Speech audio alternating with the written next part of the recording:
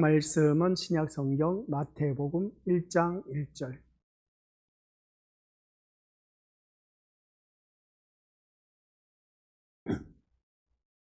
마태복음 1장 1절 우리 한 목소리로 합독하도록 하겠습니다. 아브라함과 다윗의 자손 예수 그리스도의 계보라. 아멘. 이 말씀은 하나님께서 하신 말씀을 통해서 주신 교훈의 제목 시작. 아버지 하나님 은혜 감사드립니다. 예수 그리스도의 계보라는 제목으로 함께 은혜의 말씀을 나누고자 합니다. 이 말씀을 통해서 우리 모두 다가 예수 그리스도의 계보에 이룰 수 있는 믿음의 자녀가 될 수 있도록 성령 하나님께서 이끌어 주옵시고 인도하여 주옵소서. 예수님의 이름으로 기도드립니다. 아멘. 우리가 살다 보면 사람들마다 족보 이야기가 참 많이 오르락내리락 하는 것을 보게 됩니다. 그래서 조상들이 높은 고위 간직에 있었다 하면 가문의 영광이다 라고 해서 기리는 것을 바라보게 된 것이죠. 그러나 그러지 못했을 때는 좋지 못한 악영향을 끼쳤을 때는 그 족보에서 파버려야 된다. 족보에 오르지도 못하도록 이름을 파버려야 된다. 이런 소리 많이 하는 것을 바라보게 되는데, 오늘 우리 또한 예수 그리스도의 계보라는 제목으로 함께 은혜의 말씀을 나누고자 하는 것입니다. 원래 우리가 마태복음 26장 계속해서 강의해 내려가려고 했는데 26장부터는 내년 사순절 기간에 가서 말씀을 전하려고 합니다. 그리하시고 우리 믿음의 것을 그때 26장 이어가도록 하고, 오늘은 우리가 다루지 아니한 1장부터 5장까지 5장 우리가 팔복음에 대해서 중간에 제가 팔복음에 대해서 다뤘던 것을 보게 됩니다. 그래서 1장부터 5장까지 다시금 이제 우리 믿음의 식구들과 함께 새롭게 재조명하고자 하는 겁니다. 그래서 마태복음 전체를 이제 다 우리 강의해 내려가려고 하는 것을 우리가 믿음의 식구들에게 알리고자 하는 겁니다. 먼저 오늘 이 시간에는 너무나 잘 알고 있는 우리 믿음의 식구들 마태복음 1장 1절 말씀, 이 말씀을 통해서 아브라함과 다윗의 자손 예수 그리스도의 계보라는 이 말씀을 통해서 우리에게 주신 예수 그리스도의 계보, 이 말씀이 어떤 의미로 우리에게 교훈을 가져다 줄까? 별것 아닙니다. 별것 아닌데 간단한 한 줄 내용이지만 그러나 여기에 담겨져 있는 의미가, 또한 우리가 심사숙고하면서 생각해야 할 것들이 한두 가지가 아니다. 그래서 보게 됩니다. 그러면 여기서 말씀하고 있는 예수님이 오심으로 세상에 있게 된 것은 참된 생명이다 라는 말씀입니다. 이 참된 생명, 예수님이 오시기 전에는 세상에 생명은 없었다라는 것이죠. 아니, 예수님 오시기 전에 많은 사람이 살아있는데 왜 생명이 없었다라고 말합니까? 라고 그렇게 표현하신 분들 있을 겁니다. 그것은 달리 표현해서 죄로 인한 사망만 있었을 뿐이다 라는 것이었습니다. 죄로 인한 사망만 있었을 뿐이라는 것이죠. 그래서 한번 태어나면 사람들은 어느 누구든지 죽기 마련이고, 그래서 사람이 욕심이 잉태한 즉 죄를 낳고 죄를 장성한 즉 사망을 낳는다 하는 것을 보게 됩니다. 그래서 사망만 있었을 뿐인 우리들의 인생이었습니다. 그러나 예수 그리스도가 오심으로 말미암아 그 비참에 처한 것이 세상의 현실이었음을 볼 때 예수 그리스도가 오심으로 말미암아 우리는 새 생명을 얻게 되어서 영생을 얻게 되었다는 그런 말씀입니다. 물론 세상은 그런 현실을 깨닫지를 못하고 또한 자각하지도 못한 그 모습을 보게 됩니다. 돈만 있으면 배부르게 먹으면서 편안하고 행복한 삶을 살 수 있다는 생각으로 가득하기에 돈으로 하고 싶은 것을 하면서 살아가는 현실만을 고대하고 꿈꾸면서 살아갈 뿐이다 하는 것을 보게 됩니다. 그래서 오늘날 많은 심령들이 그 만몬의 신의 지배를 받으며 돈이면 다다라고 그렇게 생각하는 자들이 부지기수로 많다는 것이죠. 이런 그 모습 볼 때, 그래서 돈 없는 현실은 우리에게 고통스럽게 여길 수밖에 없습니다. 돈 없으면 진짜 고통스럽습니다. 돈이 있어야 그래도 우리 뭔가 뿌듯하고 그것으로 인해서 누리는 것이 많다는 것이죠. 그래서 사망에 처한 현실에 대해서는 눈도 뜨지 못한 채 세상을 인생의 전부로 여긴 채 살아갈 뿐이다 하는 것을 알 수가 있습니다. 이러한 세상에 예수님이 오신 것은 생명이 없는 세상에 생명이 있게 된 놀라운 사건이 아닐 수가 없다라는 그런 말씀 내용입니다. 그래서 예수님이 오심으로 말미암아 생명으로 충만하게 되고, 또한 예수님이 새로운 희망이 되어 주심으로 말미암아 유일한 복의 근원이 되셨다라는 사실입니다. 그리고 또한 누구든 같이 읽어보도록 하겠습니다. 시작. 누구든 예수님을 믿으면 생명의 충만이 이루어지게 되었다라는 말씀입니다. 누구든 예수님을 믿으면 생명의 충만이 어떤 것을 말할까 하는 것을 보게 되는데, 하지만 여기서 말씀하고 있는 것은 뭐냐라고 했을 때 생명으로 충만이 이루어졌다라는 것은 우리 믿음들 예수님을 믿는다라는 의미다라는 내용입니다. 그래서 우리는 생명의 충만이라고 했을 때 예수 그리스도를 믿음으로 말미암아 그 생명이 충만해졌다라는 것이죠. 그래서 예수님을 믿는다는 것은 예수님이 여러분에게 나의 주 예수 그리스도가 되심을 의미하고 있다는 것입니다. 단순히 배워서 암기하고 수준에서 나의 주 예수 그리스도라는 말을 하는 것을 뜻하지 않는다는 겁니다.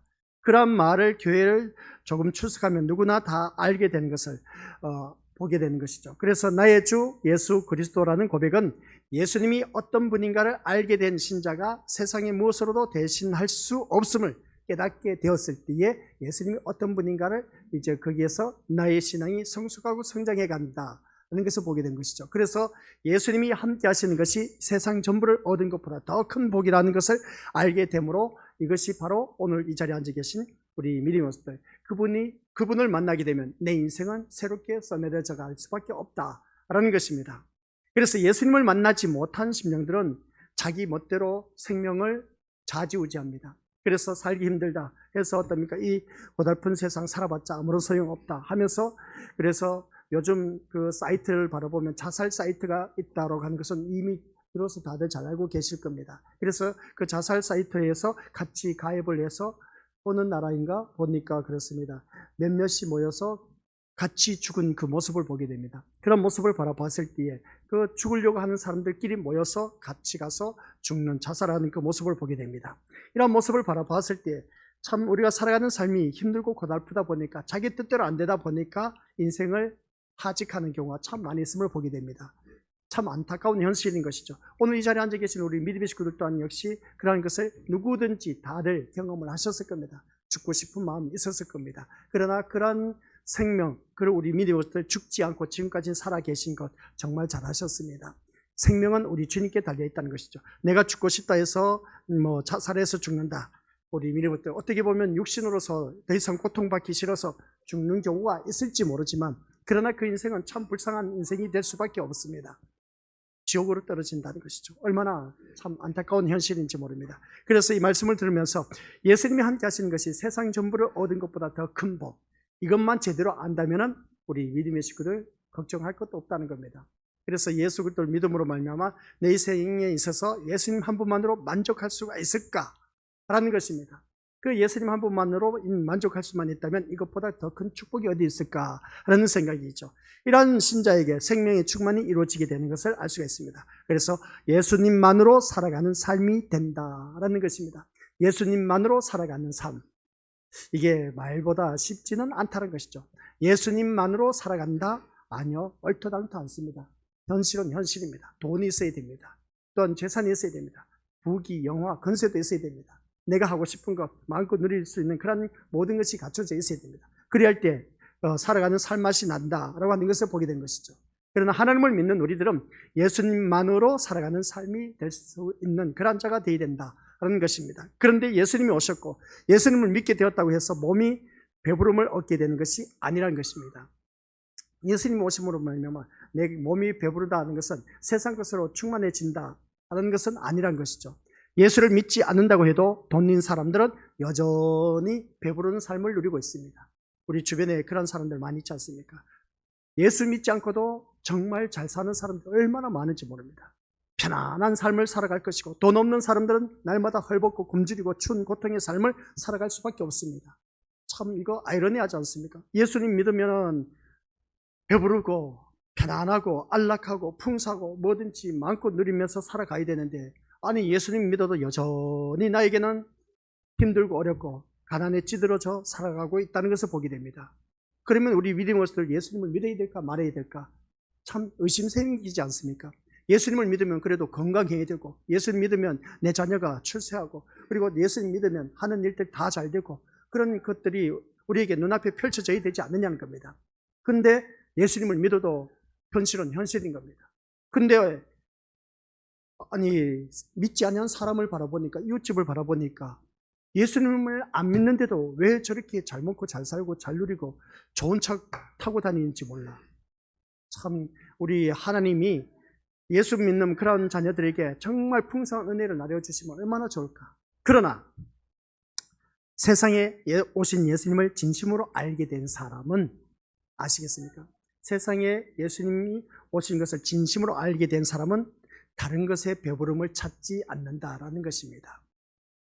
예수님을 진짜 만나신 분들은 세상이 추구하는 배부름이 아니라 세상이 전혀 알 수 없는 배부름을 맛보고 경험하게 된다는 것입니다. 그래서 대표적인 예로 누구였습니까? 사도 바울이었습니다. 사도 바울은 세상적으로 모든 것에 다 배부름의 그 충만함을 느꼈고 누렸습니다. 근데 예수님을 진짜 만나고 나서는 어떻게 했습니까? 세상 모든 것들을 배설물로 여겼다는 겁니다. 이게 바로 예수님을 진심으로 알게 된 사람, 예수님을 만난 사람을 의미하고 있음을 보게 됩니다.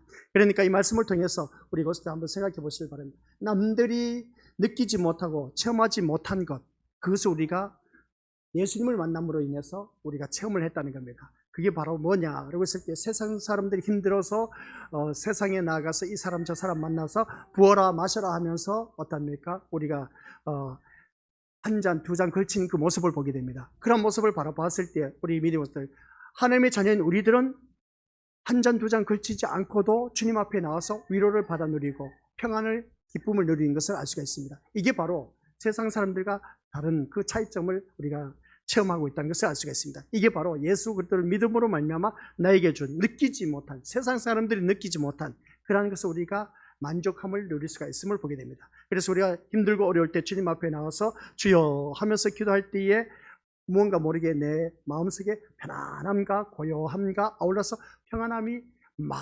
물밑듯이 밀려와서 나를 감싸는 그런 느낌.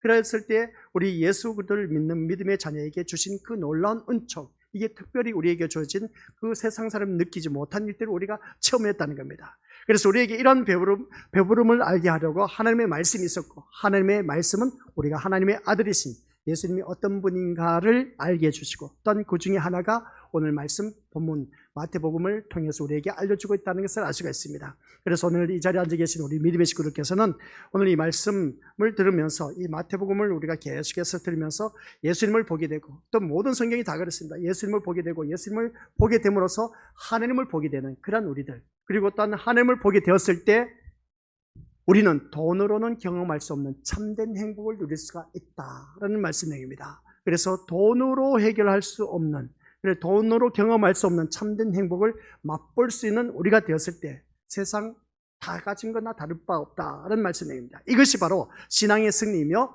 예수 그리스도 안에 있는 신자의 기쁨이다라는 것입니다. 그래서 예수 그리스도 안에 있는 우리들의 기쁨은 다른 것 없습니다. 예수님 한 분만으로 만족할 줄 아는 그 믿음만 된다면 이것보다 더 큰 기쁨과 복을 기대하면서 마태복음의 그 세계를 새롭게 우리가 이제 들어놓으면서 우리가 눈앞에 펼쳐진 신앙의 길을 걸어가야 된다라는 것을 알 수가 있습니다. 그리고 또한 우리가 예수님을 알게 됨으로써 세상에 것이 없어도 예수님만으로도 얼마든지 복된 삶을 누릴 수가 있다는 겁니다. 이것을 깨닫고 예수 그리스도를 높이고 자랑하는 그런 저로 새롭게 되기를 오늘 이 시간 주님의 이름으로 간절히 축원드립니다. 다른 것도 없습니다. 예수님을 알게 되므로 세상의 것이 없어도 자유함을 누릴 수 있는 자. 그래서 예수님 하신 말씀, 진리를 알지니 진리가 너희를 자유롭게 한다는 말씀이 있지 않습니까? 그 말씀처럼 우리 예수님 한 분만으로 얼마든지 우리가 복된 삶을 누릴 수가 있어야 된다. 그래서 예수님을 통해서 우리는 어느 누구든지 모든 것이 다 복을 받아 누릴 수가 없습니다. 내가 이렇게 움직이고 손가락 움직이고 팔을 흔들고 말을 하고 눈을 깜빡깜빡하고 하는 모든 것은 어디에서 명령이 떨어진다? 대내에서 명령이 떨어집니다.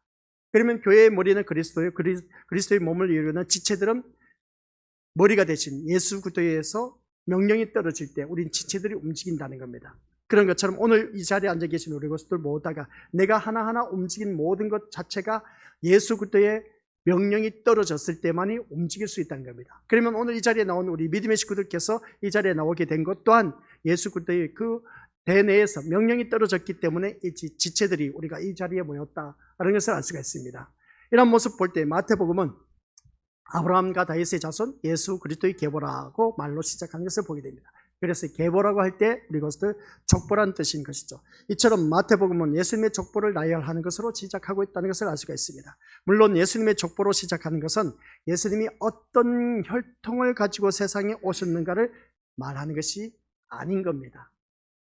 예수님은 어떤 혈통을 가지고 오셨다라는 것을 말하기 위해서 예수 그리스도의 계보라고 말씀하고 있지 않다는 것이죠.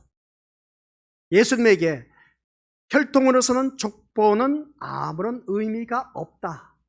아시겠습니까? 다시, 예수님에게 혈통으로서의 족보는 아무런 의미가 없다.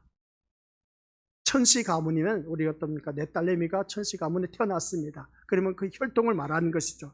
우리 중현 중건이가 있습니다. 그러면 중현 중건이가 김씨 가문에 어떻습니까? 태어난 그 혈통이 있습니다. 그런 그 모습을 바라봤을 때 이 말씀을 보면, 그런데 예수님에게 있어서는 혈통으로서는 족보는 아무런 의미가 없다라는 것이죠. 그러면 여기서 우리 믿음의 것들은 감을 잡으셔야 됩니다. 혈통으로는 족보에서 아무런 의미가 없다면 그럼 다른 의미가 있다는 겁니다. 왜냐하면 예수님은 인간의 혈통을 따라 오신 것이 아니기 때문이란 것이죠. 예수님이 혈통을 따라 오셨다면 족보는 참 중요할 것을 보게 됩니다. 혈통이 참 중요하다고 할 수 있음을 보게 됩니다. 그러나 예수님은 뭐라고요? 왜 중요하지 않는지 아시죠? 같이 읽어보죠. 시작. 성령으로 잉태되셨기 때문에 그렇습니다. 예수님이 성령으로 잉태되셨기 때문에 우리 믿음의 성도들께서는 혈통으로서 족보는 아무런 의미가 없다는 것이죠. 그러면 여기서 우리가 이제 이 한 절이지만은 진짜 생각을 무궁무진하게 우리가 많이 퍼낼 수가 있어야 됩니다. 한 줄이지만, 성경 한 절이지만 여기서 예수님이 혈통으로서는 족보는 아무런 의미가 없다. 왜 그럴까? 혈통으로서는 아무런 의미가 없는 것은 정자를 받아야 난자와 수정이 돼서 아기가 태어나지 않습니까? 그죠? 근데 예수님은 그게 아니야. 혈통으로 태어나지 않았습니다. 근데 성경 말씀을 바라보니까 혈통으로 태어나지 않고 어떻게 성령으로 잉태되었다라는 것입니다. 그러면 성령으로 잉태되셨다는 것은 곧 인간의 혈통과는 무관하다는 것을 의미하고 있음을 보게 된 것이죠. 그러면 마태는 어떤 의도로 예수님의 족보를 나열하는 것으로 마태복음을 시작하는 것일까라고 하는 것을 보게 됩니다. 일단 이 말씀 볼 때 마태복음은 누구를 대상으로 썼다? 유대인들을 향해서. 바로 그겁니다. 유대인들을 대상으로 썼다는 거죠. 유대인들이 누구겠습니까? 선민 이스라엘 백성들입니다. 선민 이스라엘 백성들은 그들은 철저하게, 유대인들은 자신들이 아브라함의 혈통이라는 대단한 자부심을 갖고 있습니다. 우리는 아브라함의 혈통이기 때문에 하나님의 택함받은 백성이다. 아브라함의 후손이기 때문에 우리는 누가 뭐라 해도 우리는 선민 이스라엘 백성들이기 때문에 다 천국에 갈 수 있다 하는 것입니다. 이방인들 우리는 아예 우습게 여깁니다. 그런 모습을 바라봤을 때, 그래서 그들은 가문의 혈통을, 아브라함의 혈통을 대단히 중요히 여겼기 때문에 우리 많이 그런 것을 따지지 않습니까? 우리 믿음의 식구들 살아가다 보면 어느 가문에 빚을 냈다 하면 그 가문에 정말 돋보이면서 어떻습니까? 막 빚을 만들고 막 이것저것 많이 하는 것을 보게 되는데, 그런 그 모습 볼 때 이 유대인들이 바로 아브라함의 혈통이라는 것을 아주 자랑스럽게 생각했기 때문에 그런 모습 볼 때 그들은 얼마나 혈통이 중요한지 모릅니다. 하지만 마태는 예수님이 아브라함의 후손으로 뼈대 있는 가문의 자손이라는 것을 말하고자 하는 것은 아니라는 겁니다. 아브라함의 후손이라는 것을 말하고자 하는 것이 아니라는 것이죠. 마태가 예수님을 아브라함과 다윗의 자손으로 언급한 것은 예수가 곧 하나님께서 아브라함과 다윗에게 언약하신 메시아, 즉 그리스도라는 것을 의미하는 것이다라는 것입니다. 그러면 예수 그리스도라는 것을 알았을 때 하나님께서 아브라함에게 약속하신 자손이, 하나님께서 아브라함에게 약속한 자손이 창세기 13장 15절에 언급되면서 그 예수님이시며 또한 다윗에게 약속하신 후손이 또 누구냐라고 했을 때 바로 예수님이시라는 것이죠. 그래서 창세기에서 말씀하고 있는 아브라함에게 약속하신 자손이 바로 누구냐라고 했을 때 이삭이 아닌 아브라함의 후손 쭉 내려갔을 때 예수 그리스도를 말씀하고 있고, 또한 다윗에게 약속하신 후손이 또 누구냐라고 했을 때 솔로몬이 아닌 그 또한 예수님이시라는 것을 알 수가 있습니다. 그래서 우리가 성경 말씀 바라보면 14대라 하면서 모두 14대를 3번씩이나 거듭하고 있음을 보게 됩니다. 근데 그 말씀이 기가 막히게 또 어떤 의미를 담고 있는지 우리 믿음의 식구들 듣지 못했던 말씀을 또 제가 준비를 했습니다. 그렇기 때문에 그때 듣도록 하고, 아무튼 여기서 보면 여기서 말씀하고 있는 아브라함에게 약속하신 자손이 바로 예수 그리스도를 말씀하고 있고, 다윗에게 약속하신 후손이 바로 예수 그리스도를 의미하고 있다는 것을 알 수가 있습니다. 하지만 이것은 예수님이 약속의 자손이라는 것을 밝히기 위한 것만은 아니란 것이죠. 하나님의 약속 성취자로 오신 예수님이 세상에 오셔서 어떤 일을 하실 것인가를 암시하고 있는 말이기도 하다는 내용입니다. 그러니까 같이 읽어보도록 하죠. 시작. 사람들은 예수님의 오심을 구원과 연결하여 생각한다는 겁니다. 자, 이제 우리가 어서부터 생각해 보시기 바랍니다. 예수님 오셨습니다. 예수님 오셨는데 우리는 이것을 한결같이 나의 구원과 연결한다. 맞다, 틀리다? 백발백중 맞습니다. 예수님이 오신 것은 나를 구원하시기 위해서 오셨습니다. 맞다, 틀리다? 맞습니다. 그래서 나를 구원하시기 위해 오셨다라는 것이죠. 그리고 또한 십자가에 죽으신 것도 나를 구원하기 위해서 오셨다는 것. 그리고 또한 고난을 받으신 것도 나를 구원하시기 위함이라고 다들 그렇게 고백하고 있고 알고 있습니다. 맞습니까? 틀렸습니까? 맞죠. 틀린 것 아닙니다. 그러나 여기서 이제 우리 믿음의 친구들 이제 이 일을 제기합니다. 제가 우리 것도 지금까지 알고 있는 것, 예수 그리스도께서 나를 위해서 이 땅에 오셨다는 것 누구든지 다들 알고 있습니다. 그러면 예수님께서 오신 것은 나를 구원하시기 위해서 십자가에 못 박혀 돌아가셨습니다. 그래서 십자가에 죽으신 것도 나를 위해서 구원하기 위해서 오셨고, 고난을 받으신 것도 나를 구원하시기 위해 오셨다. 여기서 우리가 누구든지 제가 또 그렇게 말씀해왔고 그렇게 가르쳤고 우리 믿음의 식구들은 그렇게 또 알고 있습니다. 그런데 여기서 우리 믿음의 것들, 여기서 다시 한 번 더 우리 것들에게 새롭게 우리 믿음의 것들에게 이 일을 제기합니다. 이것은 우리들이 알고 있는 착각이라는 것이죠. 아니 목사님 무슨 뚱딴지 같은 소리 합니까? 예수 그리스도께서 나를 위해서 십자가에 못 박혀 들어가시고 또한 이 고난, 십자가의 고난을 통해서 나를 구원하기 위해서 그 고난을 당하셨지 않습니까? 다들 이렇게 알고 있다는 것이죠. 근데 여기서 우리가 알고 있었던 것이 또 착각이라는 단어가 있다는 것을 보게 됩니다. 예수님의 오심을 자기 구원과 연결하여 생각하기 때문에 믿음을 같이 읽어보죠. 시작. 믿음을 예수를 믿어 구원을 얻기 위한 방편으로 생각하는 것이다. 이런 것을 보게 됩니다.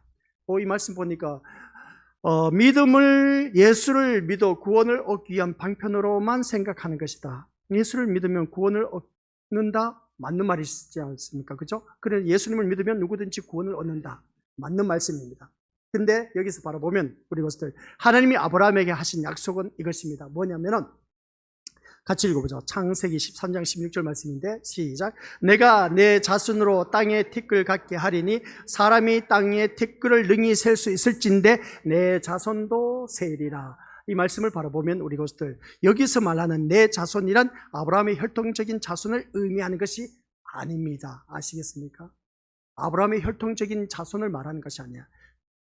이 수요 저녁 예배 나왔는데 그래도 세상 돌아가는 거 세상 복에 포커스를 맞춰서 말씀 전하면 참 좋을 텐데 이게 아니라니까. 성경 말씀을 가지고 창세기에서 마태복음 1장 1절에서 한 말씀인지 창세기 13장 16절에서 이 말씀을 끄집어내서 하다 보니까 여기서 말씀하고 있는 13장 16절 말씀, 내가 내 자손으로 땅에 티끌 같게 하리라. 아브라함의 후손이 티끌 같게 한다는 겁니다. 그러면 그 사람이 땅의 티끌을 능히 셀 수 있을진데 내 자손도 세리라 하는 말씀 볼 때 내 자손이란 아브라함의 혈통적인 자손을 의미하는 것이 아니라는 것입니다. 혈통적인 것이 의미하는 것이 아니라면 누구를 말하느냐? 시작. 약속의 자손, 즉 예수 그리스도를 의미하고 있다는 것을 갈라디아서에 가서 3장 15절 16절에서 말씀하고 있다는 겁니다. 그래서 같이 읽어보도록 하죠. 시작. 형제들아, 내가 사람의 예대로 말하노니 사람의 언약이라도 정한 후에는 아무도 폐하거나 더하거나 하지 못하느니라. 이 약속들은 아브라함과 그 자손에게 말씀하신 것인데 여럿을 가리켜 그 자손들이라 하지 아니하시고 오직 한 사람을 가리켜 내 자손이라. 야, 보세요. 우리 믿음의 것들 구약 13장 16절 비춰주시기 바랍니다. 창세기 13장 16절. 기록이 안 됐습니까? 아까 비춰줬지 않나? 내가 내 자손으로. 네, 바로 그겁니다. 시작. 내가 내 자손으로 땅에 티끌 같게 하리니 사람의 땅에 티끌을 능히 셀 수 있을진데 내 자손도 세리라. 여기서 내 자손이라 했을 때 혈통적인 자손을 의미하는 것이 아니다라는 것을 우리 믿음의 것들 이 일을 제기하면서 갈라디아서 다시 비춰주시기 바랍니다. 갈라디아서 3장 15, 16절 말씀을 보니까 형제들아 내가 사람의 예대로 말하나니 사람의 언약이라도 정한 후에는 아무도 패하거나 더하거나 하지 못하느니라. 이 약속들은 아브라함과 그 자손에게 말씀하신 것인데 여럿을 가리켜 그 자손들을 하지 아니하고 여럿을 가르쳐 내 자손이라 하지 아니한다. 아까 창세기 13장 10절 내 자손이라 했을 때 혈통적인 것이 아니라는 말씀을 갈라디아서 3장 15절에 16절에서 말씀하고 있는데 그 사람이 누구다? 여러 자손을 말하는 것이 아니라 누구라고요? 오직 한 사람 누구다? 예수 그리스도. 예수 그리스도라는 것이죠. 이것을 말하고 있습니다. 그런데 내 자손이 그리스도를 의미하는 것이라면 앞에서 창세기 13장 16절에서 말하는 내 자손의 땅에 티끌 같게 하리니 내 자손의 땅에 티끌 같게 하리니 땅에 티끌이면 엄청나게 많다는 겁니다. 그러면 여기서 말하고 것을 볼 때에 오직 예수 그리스도 한 분이라고 했는데 그러면 내 자손으로 땅에 티끌 같게 하리니라는 말은 이치에 맞지 않는다는 것이죠. 왜 이치에 맞지 않겠습니까? 많은 자들이 태어나야 되지 않느냐는 것입니다. 그래서 여기서 말씀하고 있는 것은 예수님은 한 사람인데 어떻게 예수님을 땅의 티끌처럼 많게 하겠다는 것입니까? 그 말씀 내용이지 않습니까? 오직 한 사람인데 그런데 땅의 티끌같이 많게 하신다라는 것인데 그것은 바로 하는 것 아닙니다. 같이 읽어보죠. 시작. 그것은 바로 예수 그리스도께서 속한 그리스도의 백성을 의미한다. 그래서 많은 땅의 티끌처럼 많게 하셨다. 그래서 창세기 13장 16절 말씀 많은 그 땅의 티끌처럼 많게 하셨다는 것은 다른 것이 아니라 앞에서 제가 말씀했지 않습니까? 내 자손이라 했을 때 그 아브라함의 혈통적인 자손을 말하는 것이 아니다. 그러면서 갈라디아서 3장 15절 16절에서 말씀하고 있는데 여기서 말씀하고 있는 것을 볼 때 오직 약속의 자손 예수 그리스도를 의미하고 있다. 그러면 창세기 13장 16절에 가서 내 자손들이 자손으로 땅의 티끌 같게 한다는 것은 이 말씀처럼 예수 그리스도께 속한 그리스도의 백성을 의미하고 있다. 예수 그리스도에 속한 그 백성이 바로 누구냐? 오늘 이 자리에 앉아 계신 우리 것들 전 세계적으로 예수 그리스도를 믿는 믿음의 자녀들을 말하고 있다. 이런 것을 말하고 있습니다. 즉 예수 그리스도의 오심의 목적은 우리 것들 단순히 우리의 구원이라기보다는 같이 읽어보죠.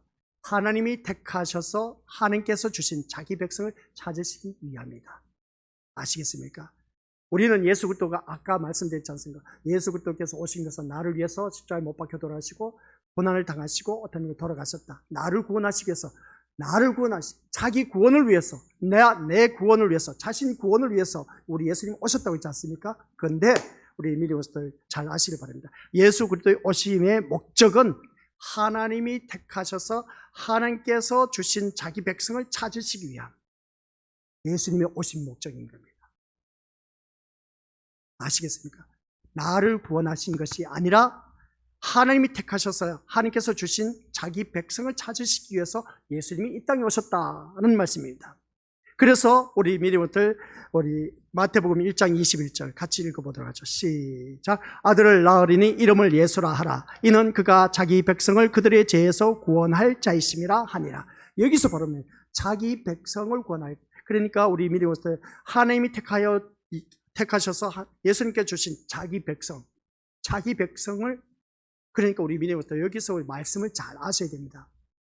자기 백성을 구원하시기 위해서 예수님이 오신 것이지 우리 개인적인 자기 구원, 그렇게 우리가 대부분 그렇게 예수 그리스도께서 오신 것은 그 목적은 나를 구원하시기 위해 오셨다, 그렇게 우리 대부분 고백을 하는데, 그러나 성경적으로 답변하면 그게 아니라 하나님께서 이미 택하신 그 예수님께서 주신 자기 백성을 구원하시기 위해서 오셨다는 그런 말씀입니다. 그러면 이 말씀에 대해서 우리가 이제 생각합니다. 십자가의 죽으심 또한 자기 백성을 세상으로부터 구출하여서 예수님께 속한 자로 만들기 위해서 예수님의 구속 사역이다 하는 것을 보게 됩니다. 그러니까 십자가의 죽으심은 예수님의 구속 사역을 펼쳐나가기 위한 것임을 다시 한 번 더 깨닫게 되는 것이죠. 그래서 이 말씀을 듣다 보니까 우리 믿음의 식구들 아리까리하면서 뭔가 이상하다라고 하는데 성경의 말씀을 바라보니까 그러네, 자기 백성을 그들의 죄에서 구원하기 위해 오셨다는 것을 보게 됩니다. 자기 구원이 아니란 것 아시겠습니까? 말씀 듣다 보니까 우리 비디오 봤을 때 자기 구원이 아니란 것, 아니 예수님이 나를 구원하시기 위해서 오셨지 않습니까? 다들 그렇게 알았지 않습니까? 자기 구원하시기 위해서 우리 예수님이 오셨다 안 오셨다? 아니요, 자기 백성을 어디에서? 죄에서 구원하시기 위해서 오셨다는 겁니다. 그러면 자기 구원하고 자기 백성의 죄에서 구원하시는 것하고 차이점이 있을까 없을까? 엄청나게 차이점이 있다는 겁니다.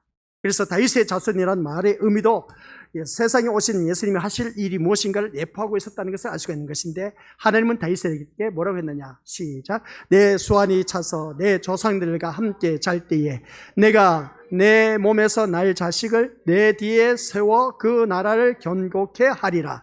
저는 내 이름을 위하여 집을 건축할 것이요 나는 그 나라 위를 영원히 견고케 하리라 하는 말씀, 이 말씀이 사무엘하 7장 12, 13절에 나와 있는 것을 보게 됩니다. 이것을 약속하셨는데 이 약속을 이루실 분이 바로 누구냐면 예수 그리스도라는 것이죠. 따라서 예수 그리스도가 오셔서 하실 일은 주님이 왕이 되시는 그 나라를 영원히 견고하게 하시는 것이다.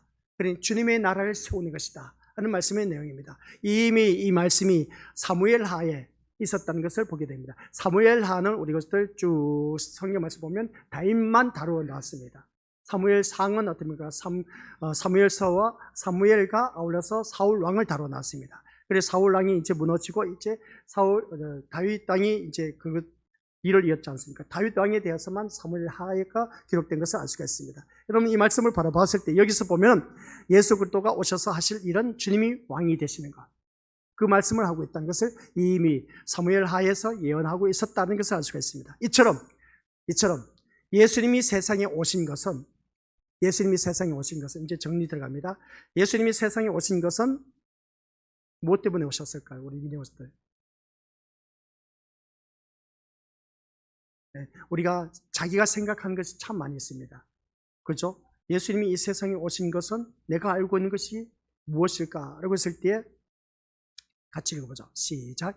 예수님의 나라를 세우시고 그 나라를 자기 백성으로 채우셔서 영원히 견고하게 하시기 위함이다. 달리 표현해서 예수님의 나라를 세우기 위해서.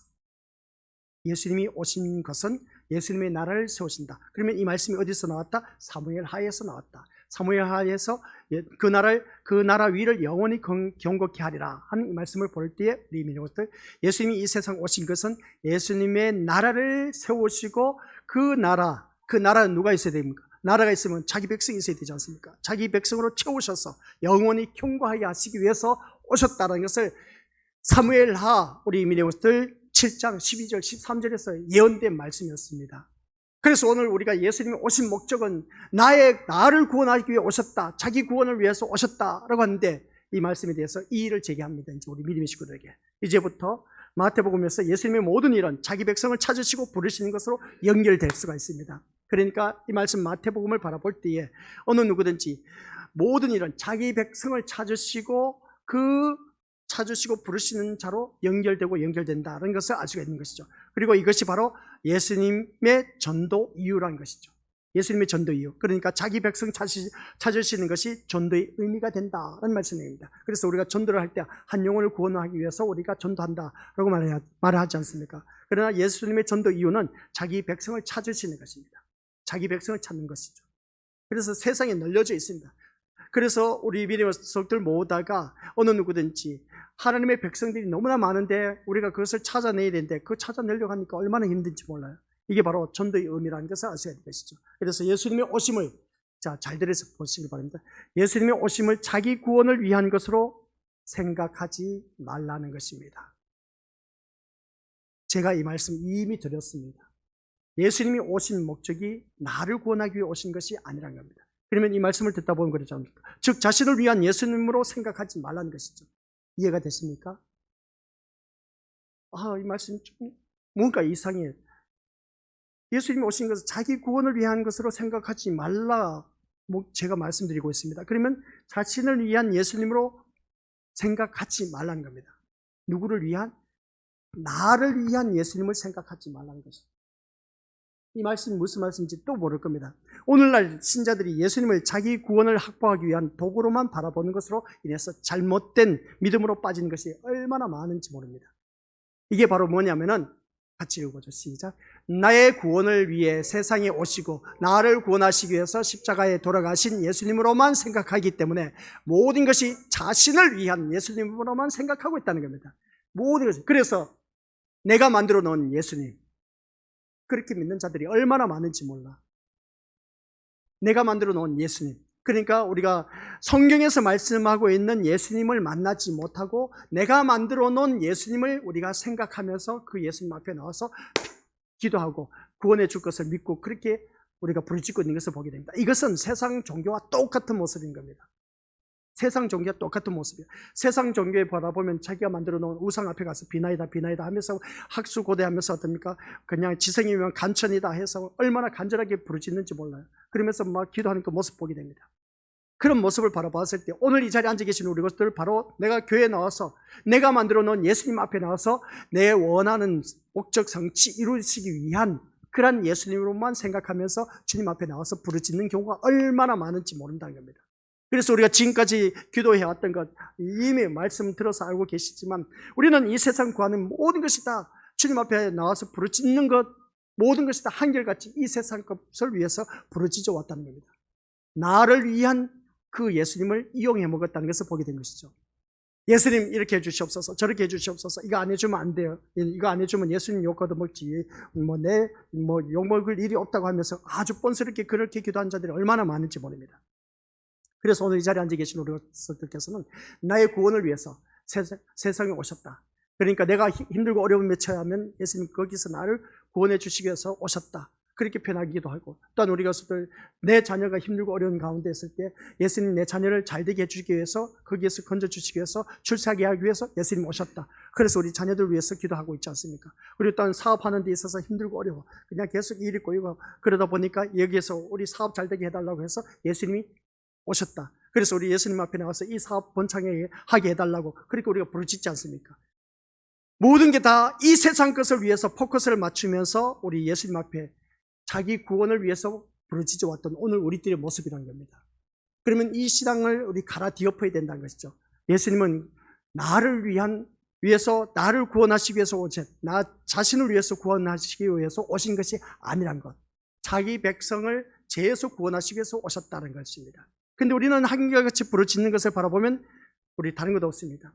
이 세상 것을 위해서 부르짖고 있다는 것을 알 수 있는 것을 보게 된 것이죠. 그래서 결국 뭐냐라고 했을 때에 결국 삶의 모든 일에서도 예수님은 자신을 지켜주고 도와주는 분이라고 인식하게 되는 것입니다.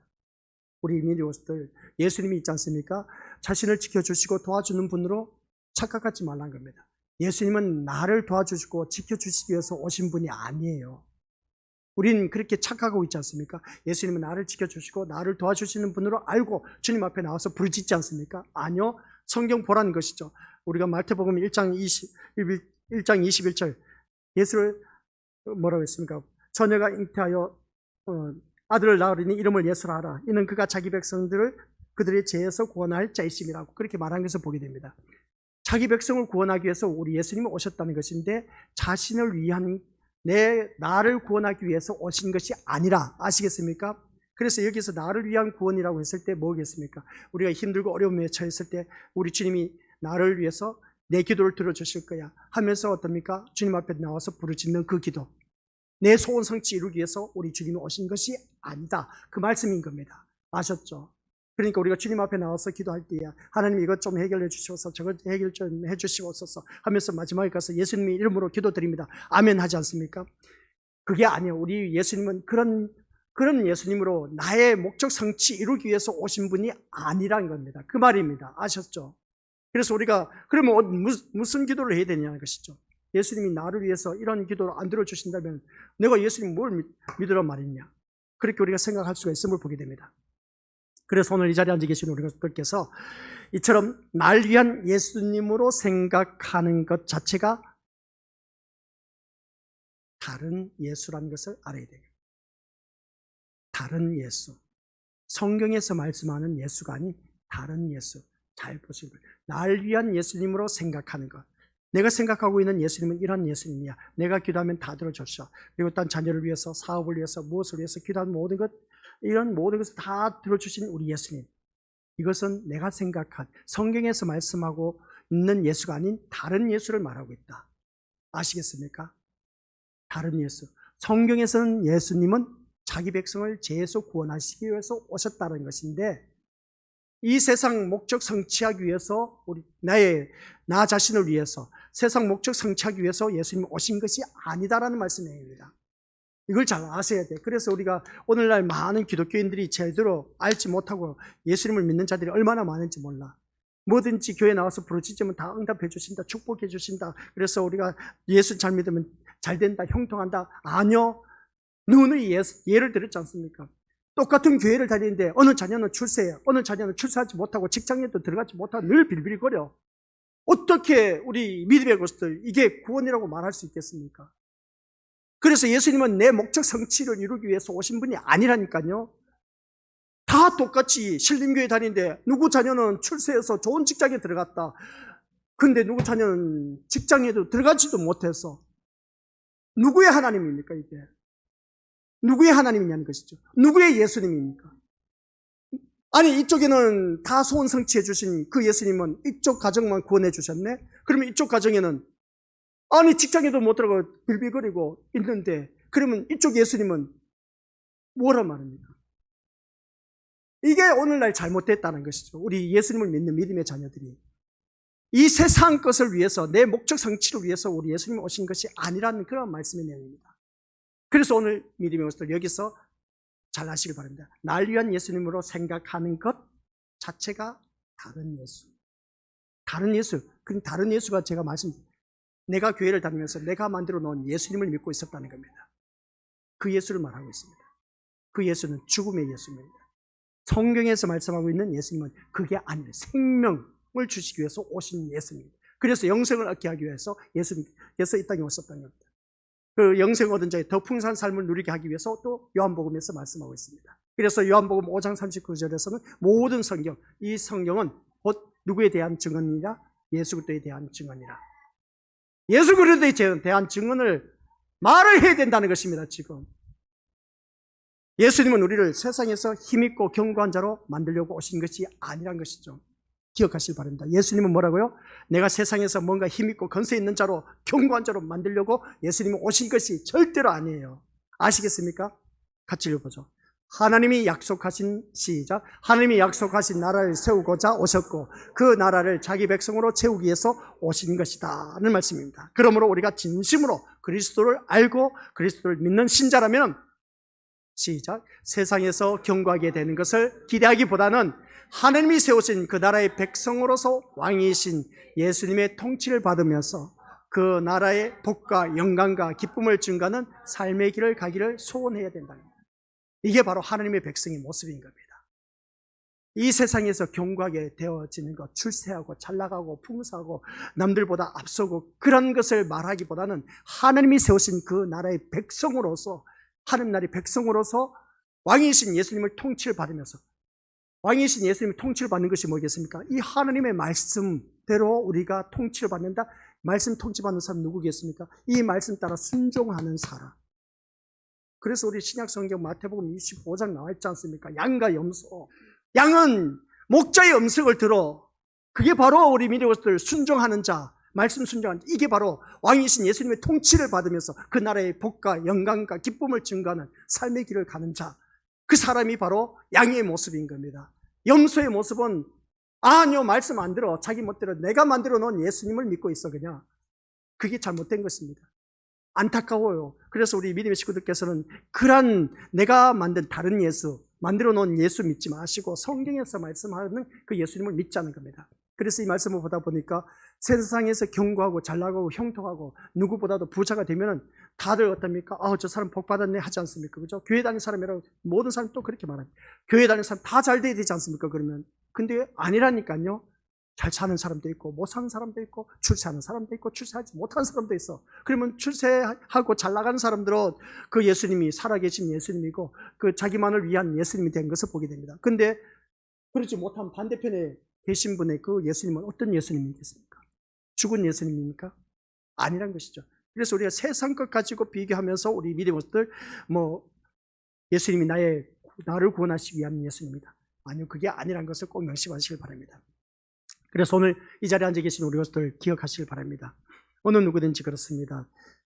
다른 예수를 믿어서도 안 되고 이 말씀을 통해서 자기 소원한 것, 어느 누구든지 하나님 나라의 복과 영광과 기쁨을 증가하는 그런 삶의 길로 가는 그 자체가 엄청난 하나님 백성으로 살아가는 것입니다. 그것이 바로 예수님이 누구신가를 제대로 발견한 신자라고 말할 수가 있습니다. 그래서 예수님께 부름을 받은 신자가 어떤 존재인가를 알고 있는 신자라고 말할 수가 있다는 것이죠. 그러면 예수님을 알고 있는 신자라면 이제는 다른 것 생각하지 마시기 바랍니다. 하나님 나라의 그 복과 영광과 그 기쁨을 바라보자. 이게 한마디로 표현은 천국에 대한 소망을 갖고 있는 사람. 이 세상 것은 우리가 어차피 다 두고 갈 거야.